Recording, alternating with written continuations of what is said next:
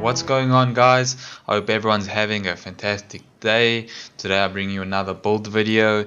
Today we got a little bit of everything in it. We got damage, we got skills, we got status effects, and we have survivability. So a little bit of everything. So let's get into it. Okay, so as always, we're starting with our specialization. We got the technician, and we want to get that plus 10% skill damage. We want to get that pulse resistance, and we want to get that plus 1 skill here. Alright, so looking at the build itself, everyone, I'm pretty happy with it. It's got a lot of everything in it. I had a lot of good attributes rolled on here, a lot of guard rolls, a lot of high rolls as well. Okay, so I'm pretty proud of this one. And so we're starting off, we got the pestilence. Okay, pestilence, I'm pretty sure most of you already have that. You get it from the dark zone, and it's pretty much drops everywhere. It's the most common exotic probably. Okay, I have some decent rolls on this one. We're looking at the talents. The Plague of the Outcast. Hits apply debuff, dealing 100% weapon damage over 10 seconds. This stacks up to 50 times. Whenever an enemy dies with this debuff, all stacks are transferred to a nearby enemy within 25 meters. Okay, so that's one of our status effects on this build. Okay, it's pretty awesome. It does a lot of damage, a lot of DOT, and I got a nice 93.2k total damage on this baby. So let's look at the next one. We got the Carnage.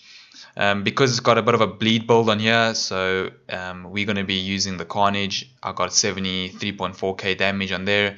Nice 2 high guard rolls on it as well. Damage to target out of cover and headshots. And we got Perfect Sadist, which is 25% extra damage to bleeding enemies.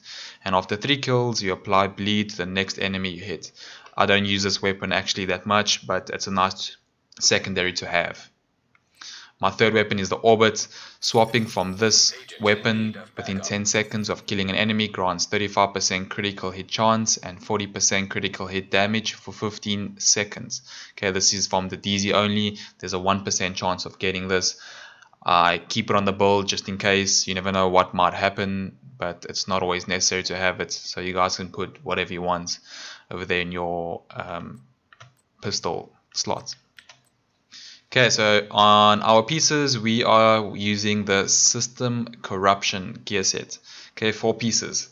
I'm using the head, the backpack, the hands, and the holster. Alright, so let's look what it does. 2 pieces, 15% armor on kill. 3 pieces, 40% disrupt resistance and pulse resistance. Okay, and our 4 pieces are the hack step protocol. Replaces armor kits with an instant infinite use ability on a 20-second cooldown that grants plus 50% bonus armor and hides your nameplate for 5 seconds. Okay, so that's pretty awesome, guys. Okay, so on this build, you won't have any armor kits. Remember that in PvP. It took me a while to get used to it, to remember that, oh shit, I don't have any armor kits. I can't heal.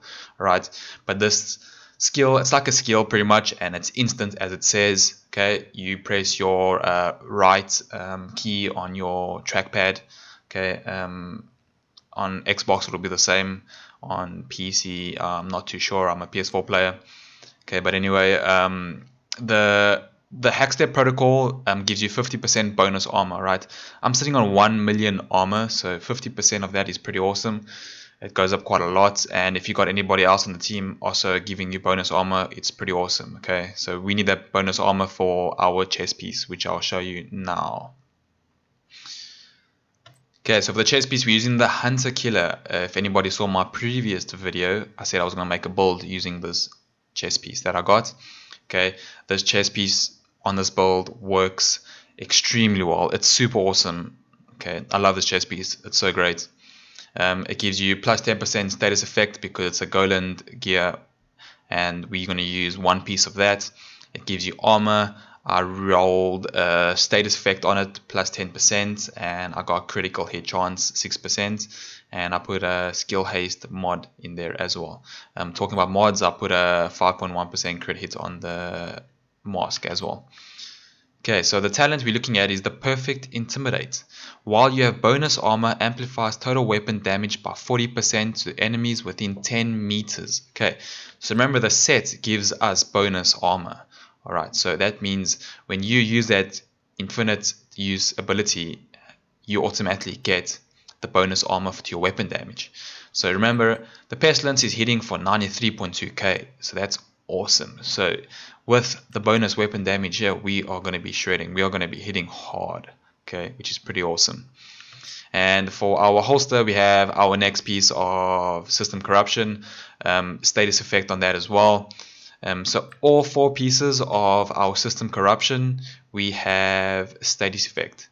And on our 2 pieces of high-end gear, we are using also status effect.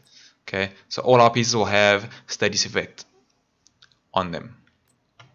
Okay, so for the backpack, we are using our 3rd piece of system corruption. And this piece is my only piece that I'm not happy with. It has some pretty bad rolls on it. Okay, so this is the only piece I would change. Increase that armor to a preferably guard roll. Okay, but the mod is armor on kill. That should also be a lot higher, but you guys can put whatever you want on it. But it's a nice extra bonus to have when you're killing your enemies. The talent we're looking at is the multi-threaded execution. So this increases Hackstep Protocol bonus armor from 50% to 100%. So remember, you only get 50% from the 4 pieces, but if you use the backpack, you're going to get 100%. So remember, I have 1 million armor, so 100% is going to pretty much double my armor.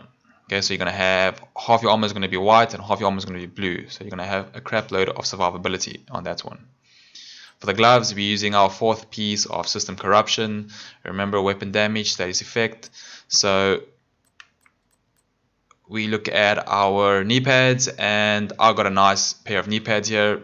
Triple guard roll gives us the LMG damage to get us that nice high pestilence, and we have status effect and skill haste. I put a bit of skill haste because we are going to be using some skills on the build as well, so that helps a bit on that side of things. Alright, so on our build, we have a bit of a balance. We have weapon damage, we have reds, we have blues for armor, and we have yellows for either skill haste or status effect. Okay, so I balanced it pretty much out kind of nicely. I got a lot of damage on my weapon, but I have a good amount of armor as well, and I have a lot of status effect as well. So that's gonna balance the whole build out very nicely on all aspects. So looking at our skills, I'm using the Explosive Seeker Mine, the one that applies bleed. Okay, so this is target. You can target your enemies with it. It's pretty awesome. It's only got a skill tier 1 because of the technician specialization. Okay, but we don't need the skill power at all. Actually, we just need to apply bleed, and then our pieces which have status effect is going to do most of the damage anyway. Okay, so for our second hive, we are using the Stinger Hive. Once again, applies bleed. It only has skill tier 1, okay, so it does a bit of extra damage, but once again, we're only applying the bleed. We need the bleed, okay. The DOT is the most important part of this build, with a little bit of weapon damage as well. So looking at our mods, okay, I put 4.6% damage. I have another 4.7% damage, and I have a cluster mine, an extra cluster mine. Okay, but this you could swap around a bit. It's not really important. We just need the bleed once again.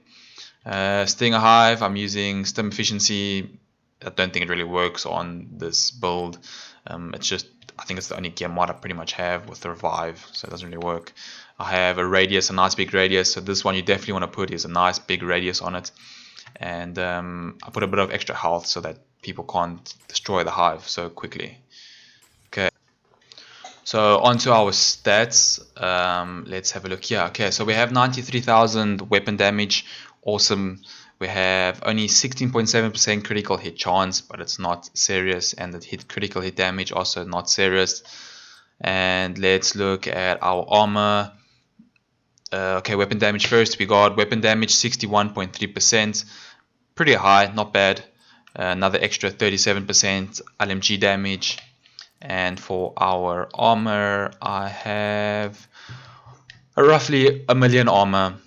Okay, so that's decent. For PvP, you still go down fast in PvP, so having armor isn't a huge factor, but it does help a little bit. Okay, which is pretty awesome. Is what we have is our pulse resistance. We got 90% pulse resistance, so For pulse, we pretty much sorted. We don't have to worry about pulses on us, and in PvP there's a lot of pulsing happening, so don't have to worry about that. We got a little bit of disrupt resistance from the system corruption set, nice to have. And then we got our seekers, and it doesn't really show status effect here. There's no status effect that I can see. I wish they would put that into the game so you could at least see what you're doing with your status effect damage. Okay, but it doesn't really matter. Alright, so that's pretty much the build, guys. I hope you enjoyed it. I enjoyed making it. I enjoyed farming for the pieces. Also, it was a lot of fun in PvP to wreck guys in a way that they die out slowly. Okay, so it's nice seeing when you hit a guy and he just dies out slowly.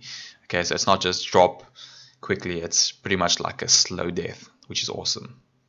Okay, so I hope you guys enjoyed this video. Hope you enjoyed the build. If you guys did like it, please don't forget to like this video. Don't forget to click that bell so you get notifications. And most importantly, don't forget to subscribe. Thanks, guys. See you next one.